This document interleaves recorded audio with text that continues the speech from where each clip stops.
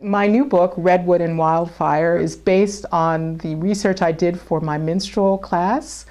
It concerns an African-American performer and a Seminole Irish performer who started off in Georgia, who did blues, who were hoodoo conjurers, who traveled to Chicago and tried to make films and not end up stuck on the minstrel stage or in Wild West Redwood films. pressed her feet into the muck and felt fat old roots holding down the ground.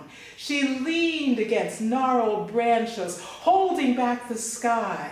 Warm as an ember in the small of her back, little Sister Iris cooed in her. The reason I actually decided to do research on this was some of my students in an earlier class, I taught a class on black theater, couldn't imagine why at the turn of the 20th century black people started putting on blackface, acting out the roles that had been created by white men in the earlier part of the century. From our lofty 20th century position of superiority, we were able to say, oh my, yes, we wouldn't have done that, even if we were dying to be artists, dying to express ourselves, and finding this as the only route.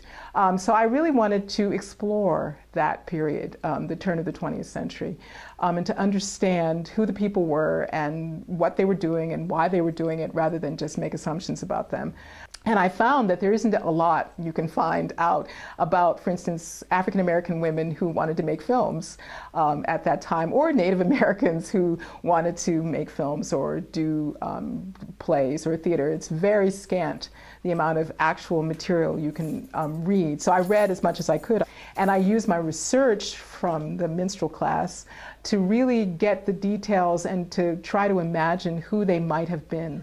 And the course, I've been teaching it for 6 years. It's minstrel shows from Daddy Rice to Big Mama's House. So I look at how the tradition of theater, minstrel shows in the 1820s, 1830s in America has continued to define how characters and storylines are produced in America in 2010. I love teaching. What I teach is what I do. So the questions my students ask me, the things we do in class, I think that writing is improved by my teaching of writing. And then, when I write, I think, oh, this is what I can say to my students. And so my teaching is improved by my struggles and my insights. So I feel really blessed. I can take my students' questions and use that to understand the world and then be able to respond to that world much better as a writer. So I'm lucky.